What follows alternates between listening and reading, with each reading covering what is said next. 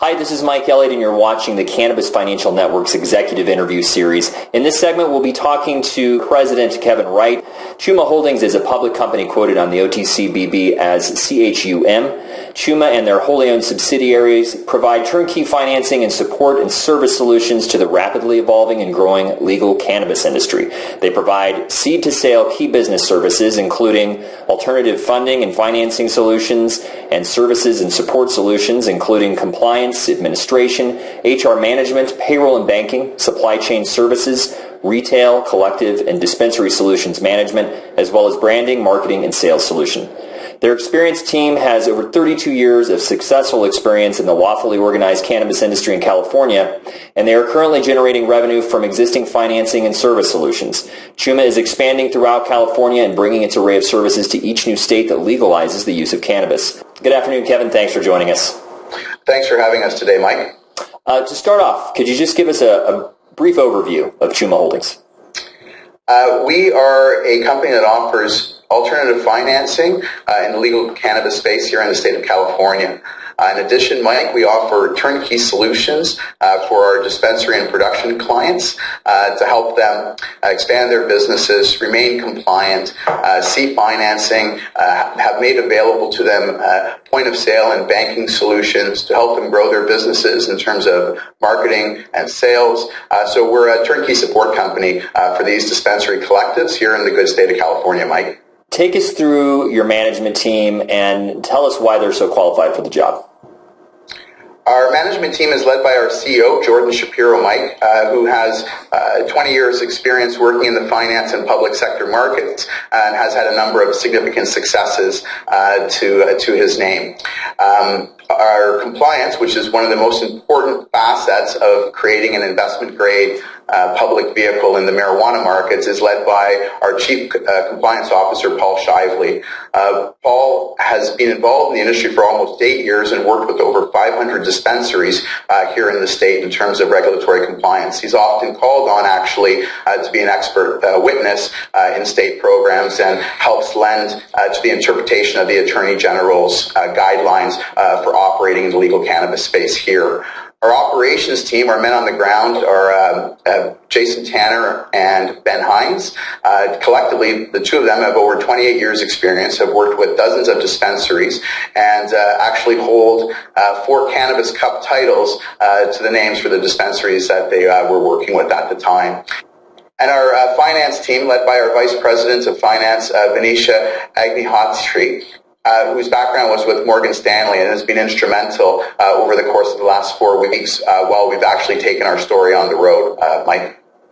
And Kevin, I think is a big part to the testament of the successes we've enjoyed to date, and we certainly assembled a great team. And Kevin, next, tell me what sets Chuma Holdings apart from others funding dispensaries and other cannabis operations.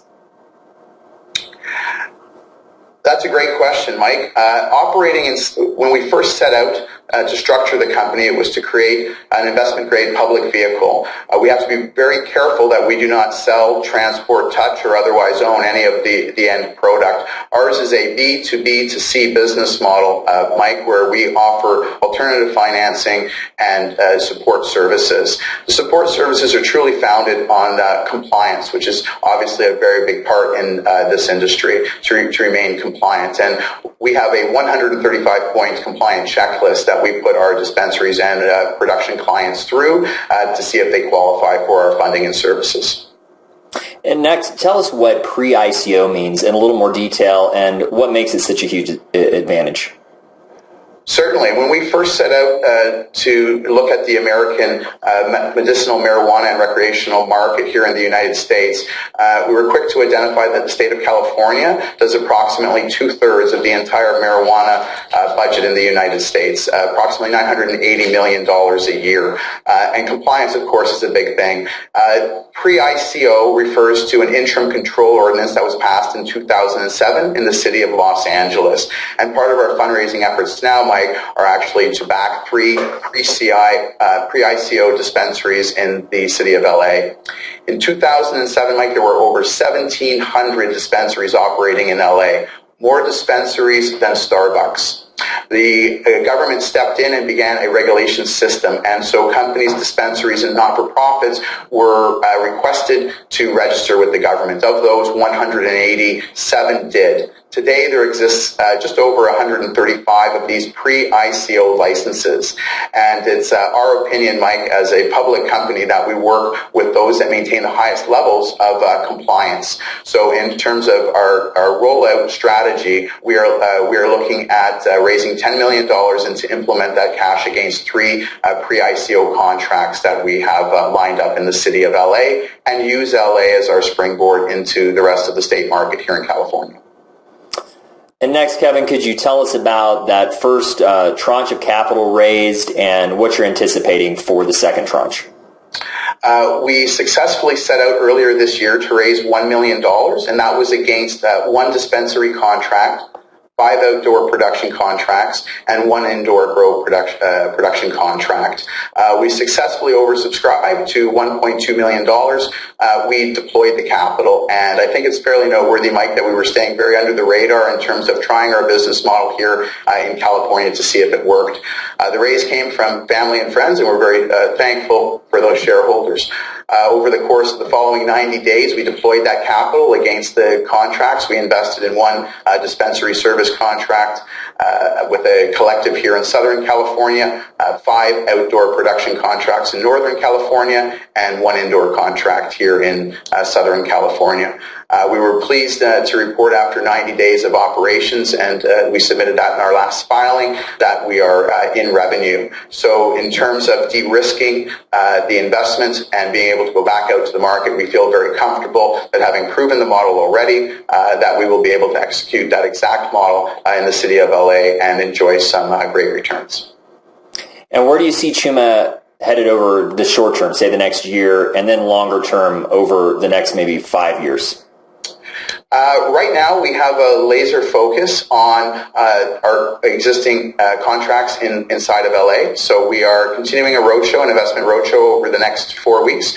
It's been very well received, and we're looking forward to raising the capital, deploying the capital against those contracts, and making a solid return for our investors. It's a very exciting business, Mike, where if and when we do raise the capital and deploy that capital, we would be enjoying an EBITDA next year of somewhere in the neighborhood of about $10 million from a $9 million net investment into the company. So those are great returns. We're currently on the road looking for accredited investors and meeting with different investment banks. We're doing the raise at 50 cents, which currently post-deal will give us a valuation of about $40 million. In 12 months, Mike, we would hope with a $10 million EBITDA that we may enjoy some of the market multipliers. We could be looking at say a 20 times multiplier on our EBITDA. So we would be a $40 million market cap company today, moving to hopefully a $200 million market cap this time next year, if we're able and when we do deploy that capital. In 5 years, it's a business that over the course of the next 5 years, I'm told, Mike, will grow 700%. We're enjoying penetrating the market here in California, and then using that to go statewide and develop a national brand. Kevin, thanks again. It's been a pleasure. Thanks for joining us, and we hope to talk to you again soon.